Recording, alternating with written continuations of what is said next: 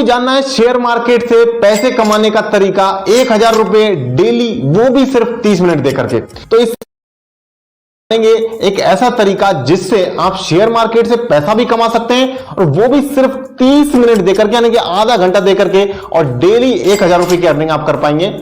लेकिन यहां पर एक कंडीशन है, इस तरीके को जानने के पहले आपको 15 दिन का वेट करना पड़ेगा। तो क्यों आपको 15 दिन का वेट करना पड़ेगा, कैसे आप पैसा कमाएंगे 1000 रुपए डेली, ये जानेंगे इस सीरीज के अंदर। तो सीरीज को स्टार्ट करते हैं। सबसे पहले आपको मैं शेयर मार्केट से पैसे कमाने के तरीके बताता हूं। शेयर मार्केट से पैसे कमाने के कई तरीके हैं, अलग अलग तरीके। ये डिपेंड करता है आपकी रिक्वायरमेंट के ऊपर, आप शेयर मार्केट से किस तरीके से पैसा बनाना चाहते हैं। जैसे कि जो लोग शेयर मार्केट से लंबे समय के लिए पैसा कमाना चाहते हैं, वो इन्वेस्टमेंट कर सकते हैं शेयर मार्केट में, 1 साल के लिए, 2 साल के लिए, 3-5 साल के लिए, उससे ज्यादा टाइम के लिए भी पैसा यहां पर लगा करके इन्वेस्ट किया जा सकता है। तो लॉन्ग टर्म के लिए अगर पैसा कमाना है तो उसका तरीका हो गया इन्वेस्टमेंट का तरीका। लेकिन हम क्योंकि यहां पर डेली अर्निंग के बारे में बात कर रहे हैं, तो डेली अर्निंग के कुछ तरीकों के बारे में डिस्कस करते हैं। तो डेली अर्निंग के तरीके हैं इंट्राडे ट्रेडिंग, यानी कि एक दिन के अंदर ही शेयर को खरीदना, एक अंदर के दिन ही शेयर को बेच देना। तो पहला तरीका हो गया इंट्राडे ट्रेडिंग का। इसके अलावा एक और तरीका डेली अर्निंग के लिए आ जाता है, जिसे कहते हैं ऑप्शंस ट्रेडिंग। ऑप्शन ट्रेडिंग में आप ऑप्शंस के कॉन्ट्रैक्ट को खरीदते हैं और उसी दिन उसे सेल कर देते हैं, या कुछ केसेस में ऑप्शंस को आप होल्ड भी कर सकते हैं 2-5 दिन के लिए या 1 महीने के लिए मैक्सिमम। लेकिन ऑप्शन ट्रेडिंग जो है वो बहुत ज्यादा रिस्की होती है। हालांकि इसमें रिटर्न भी ज्यादा बन जाता है, लेकिन बिगिनर्स के लिए मैं रिकमेंड नहीं करूंगा, क्योंकि काफी ज्यादा रिस्की होती है। यहां पर पैसा जितनी तेजी से बढ़ता है उतनी ही तेजी से घट भी जाता है। इसलिए बिगिनर्स के लिए, नए लोगों के लिए इंट्राडे ट्रेडिंग सूटेबल रहती है, जहां पर आप किसी शेयर को खरीद सकते हैं और उसी दिन उस शेयर को बेच भी सकते हैं और डेली मुनाफा भी कमा सकते हैं, और वो भी बहुत कम टाइम देकर के, बहुत ही कम, सीखने की भी जरूरत आपको काफी कम है यहां पर comparative to option trading. Series के इस पार्ट में हम जानने वाले हैं कि आपको 15 दिन का वेट करने के लिए मैंने स्टार्टिंग में क्यों कहा था। लेकिन उससे पहले मैं आपको बताता हूं, अगर आपको इंट्राडे ट्रेडिंग करके पैसे कमाने हैं तो उसके लिए आपको एक डीमैट अकाउंट की जरूरत होगी। डीमैट अकाउंट आप कहीं भी बना सकते हैं, ज़ीरोधा, अपस्टॉक्स, एंजल ब्रोकिंग, तीनों ही इंडिया के सबसे बढ़िया डीमैट अकाउंट्स है। तो इनमें से किसी में भी आप डीमैट अकाउंट बना सकते हैं। उसके बाद में आपको वहां पर एक वॉच लिस्ट क्रिएट करनी है। वॉच लिस्ट क्रिएट करने का सीधा सा मतलब है, आप कुछ स्टॉक्स को, जैसे आप फ्लिपकार्ट या अमेजॉन पर सामान खरीदते हैं, विश लिस्ट क्रिएट करते हैं अपने पसंदीदा सामानों की, कपड़ों की या दूसरे जूतों वगैरह, शूज वगैरह की, दूसरे आइटम्स की। जैसे आप विश लिस्ट बनाते हैं वैसे ही आपको यहां पर वॉच लिस्ट बनानी है 10 से 12 स्टॉक्स की। अब इन 10 से 12 स्टॉक्स को आप 15 दिन तक लगातार आपको देखना है, इनकी चाल को समझना है, इनके मूवमेंट को, इनके प्राइस एक्शन को आपको ट्रैक करना है। तो ट्रैक करने से क्या होगा, आपको समझ में आएगा कि कोई जो शेयर है, मान लीजिए हमने एचडीएफसी बैंक के शेयर को अपनी वॉच लिस्ट में ऐड किया, तो एचडीएफसी बैंक का शेयर कितने प्राइस पर जाकर के रुक जाता है और कितने प्राइस पर जाकर के वो ऊपर जाना बंद कर देता है, कितने प्राइस पर जाकर के वो नीचे जाना बंद कर देता है, ये सारे लेवल्स आपको समझ में आएंगे। लेकिन इन सारे लेवल्स के बारे में भी थोड़ी देर में बात करेंगे। उससे पहले आपको बताता हूं कि ये जो वॉच लिस्ट आपको क्रिएट करनी है शेयर्स की, ये शेयर किस तरीके के हो सकते हैं। तो आपको स्टार्टिंग में, क्योंकि आप एक बिगिनर हैं, इसलिए आप कोशिश कीजिएगा कि निफ्टी 50 के जो 50 स्टॉक्स हैं उसमें से ही कोई 10 स्टॉक आप सेलेक्ट करें, ताकि लार्ज कैप स्टॉक्स ही आपकी वॉच लिस्ट में ऐड हो।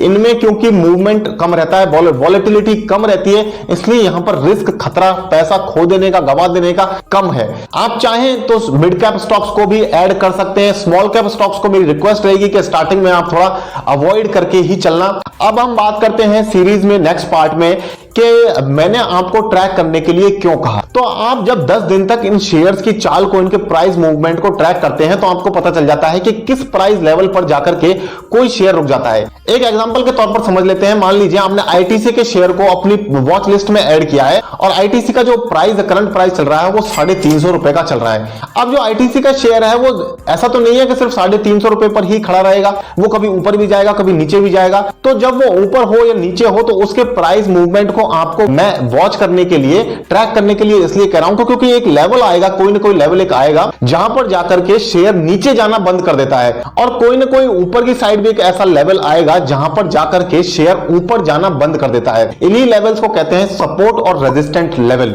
मान लेते हैं आईटीसी का शेयर जो अभी 350 रुपए पर चल रहा है, ऊपर जाकर के 380 या 85 रुपए से ऊपर नहीं जा पाता है, वहीं नीचे की साइड 320 या 325 के लेवल से नीचे नहीं जा पा रहा है। तो 320 या 325 के लेवल पर आईटीसी के शेयर को एक सपोर्ट मिल रहा है, यानी कि यहां से नीचे शेयर नहीं जाता है। तो इस लेवल पर जब शेयर आए तो आपको आगे उसे खरीदना है। इसी तरीके से जब 385 के लेवल को आईटीसी का शेयर टच करता है तो वहां पर एक रेजिस्टेंट मिल रहा है, यानी कि वहां से ऊपर शेयर जाने में काफी मुश्किलें महसूस कर रहा है। इसलिए आपको अपना जो टारगेट सेट करना है वो 380-85 से थोड़ा सा नीचे 375-378 रुपए पर आप सेट कर सकते हैं। तो इस तरीके से सपोर्ट और रेजिस्टेंस को हमने समझ लिया। तो सीरीज के इस पार्ट में हम जानने वाले हैं कि ट्रेडिंग आपको करनी कैसे है, यानी कि पैसा कैसे कमाना है, पैसा कैसे बनेगा। तो इसके लिए मैंने आपको बता दिया, आपने डीमैट अकाउंट एक ओपन कर लिया, उसके बाद आपने एक वॉच लिस्ट क्रिएट करी 10 स्टॉक्स की, और 15 दिन तक आपने वेट किया। 15 दिन तक आपने सिर्फ उन स्टॉक्स के प्राइस मूवमेंट को समझने की कोशिश करी, और आपने नोट किया, एक डायरी में पेन कॉपी लेकर के कहीं पर नोट किया हर उस शेयर का सपोर्ट और रेजिस्टेंट लेवल। सपोर्ट और रेजिस्टेंट लेवल के साथ साथ ट्रैकिंग करने से आपको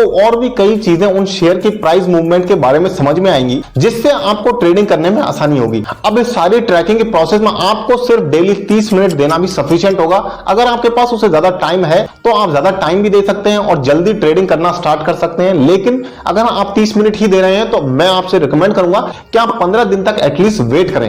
अब यहां पर हम बात करते हैं ट्रेडिंग आपको करनी कैसे है, कितना पैसा आपको लगाना है। तो आपको स्टार्टिंग में 5,000 रुपए से लेकर के 10,000 रुपए की इनिशियल कैपिटल ट्रेडिंग करने के लिए डालनी है। इससे ज्यादा अमाउंट आप स्टार्टिंग में मत डालिएगा। एक बार 5 या 10,000 रुपए आप डालिए और उसी पैसे से ट्रेडिंग करके एक बार देखिए कि आप कितना ट्रेडिंग में सीख पाए हैं, कितना आप यहां कमा सकते हैं या नहीं कमा पाते हैं। स्टार्टिंग में आप थोड़ा सा सीखने की कोशिश कीजिए। अब यहां पर मैं आपको सीरीज के नेक्स्ट पार्ट्स के अंदर बताने वाला हूं ट्रेडिंग के 3 इंपॉर्टेंट रूल्स, जिनको आपको जरूर फॉलो करना है, तभी आप डेली प्रॉफिट अर्न कर पाएंगे।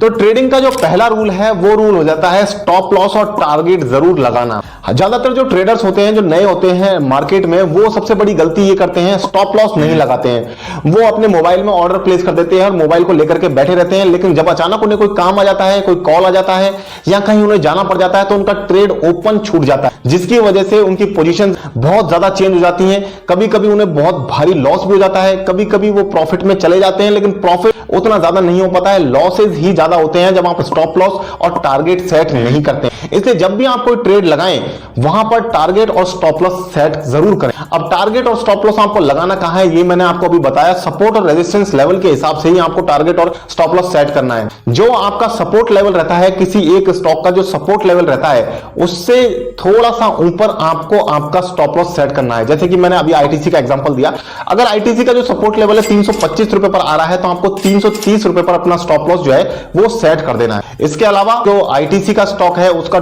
जो रेजिस्टेंस आ रहा है ऊपर के लेवल पर वो 385 रुपए का आ रहा है, तो आपको जो टारगेट है वो 380 रुपए पर सेट करना है। इसके अलावा थोड़ी देर में एक बोनस टिप भी आपको दूंगा, जिसका अगर आप यूज करेंगे अपना ऑर्डर प्लेस करने के लिए तो आपको 30 मिनट से ज्यादा कभी भी नहीं लगेगा। तो अब मैं आपको ट्रेडिंग के दूसरे सेकंड रूल के बारे में बताता हूं। तो जो दूसरा रूल है ट्रेडिंग का वो है डाइवर्सिफिकेशन।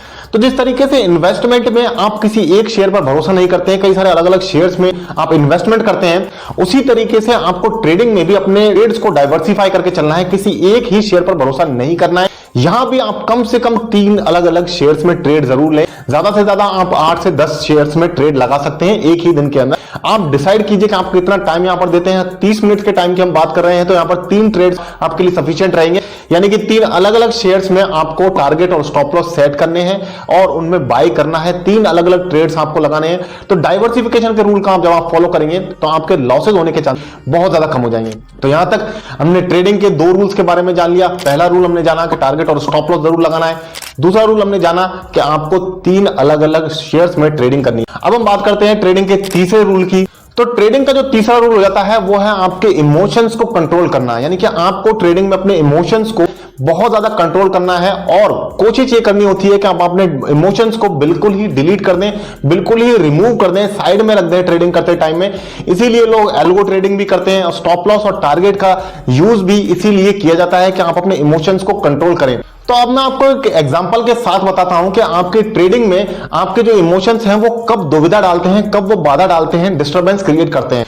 तो मान लीजिए आईटीसी के शेयर का ही एग्जांपल ले लेते हैं। आईटीसी का शेयर आपने खरीदा 350 रुपए के प्राइस पर, टारगेट आपने सेट किया 380 रुपए का, और आपका टारगेट जो है वो हिट हो गया, 380 रुपए आपको हिट हो गया है, एक शेयर पर 30 रुपए का बेनिफिट आपको मिल गया है। लेकिन अभी जो शेयर है 380 रुपए के ऊपर ट्रेड कर रहा है, और इस केस में आपका मन ये करेगा कि यार मैं तो प्रॉफिट में बैठा हूं, तो क्यों ना मैं अपनी इस पोजीशन को कंटिन्यू करूं, क्यों ना मैं इस पोजीशन को बनाए रखूं, क्योंकि मेरा प्रॉफिट तो बढ़ रहा है। और ऐसा करने पर आप मान लीजिए आधा घंटा आपने उसे होल्ड कर दिया, आधे घंटे बाद आपको कोई अचानक कॉल आ गया और उसी आधे घंटे के दौरान शेयर प्राइस अचानक गिर करके नीचे आ सकता है। इसीलिए यहां पर आपको लालच नहीं करना है। ये जो आपका इमोशन आया था कि आपको और ज्यादा मुनाफा लेना चाहिए, यह आपका था लालच, यानी कि ग्रीड। तो इस ग्रीड को आपको कंट्रोल करना है। दूसरी तरफ एक केस ये हो सकता है कि आपने आईटीसी का शेयर खरीदा 350 रुपए के प्राइस पर, स्टॉप लॉस आपने लगाया 330 रुपए का, और आपका स्टॉप लॉस हिट हो गया है, लेकिन आप उस शेयर को बेच नहीं रहे हैं क्योंकि आपको लग रहा है कि 330 रुपए पर तो चला ही गया, मेरा ऑलरेडी लॉस तो हो ही गया है। हो सकता है शेयर वापस आ जाए, 350 रुपए के ऊपर चला जाए, और आप इसी इंतजार में बैठे रहते हैं, लेकिन शेयर प्राइस और नीचे जाता है और नीचे चला जाता है। तो इस तरीके से आपका लॉस का जो क्वांटम है, जो लॉस के अमाउंट है, वो और भी ज्यादा बड़ा हो सकता है। तो इसीलिए आपको आपके यहां पर जो आपका इमोशन आया है, इसे आप कहते हैं फियर, यानी कि डर। तो इसीलिए कहते हैं कि मार्केट में जब आप ट्रेड करें तो आप अपने इमोशंस को साइड में रख करके ट्रेड करें, इमोशंस को कंट्रोल करें, बिल्कुल हटा दें, फियर और ग्रीड को बहुत ज्यादा कंट्रोल और बहुत ज्यादा रिमूव करके चलें मार्केट में ट्रेडिंग करते टाइम। तो यही 3 रूल मैं आपको यहां पर बताना चाहता था। पहला रूल था टारगेट और स्टॉप लॉस जरूर लगाएं, दूसरा डाइवर्सिफाई करके चलें, तीसरा आप अपने इमोशंस को कंट्रोल करें। इसके बाद में जो बोनस टिप आपको देना चाहता था, जिसका यूज अगर आप करेंगे तो सिर्फ 30 मिनट में ही आप डेली यहां पर अर्निंग क्रिएट कर पाएंगे।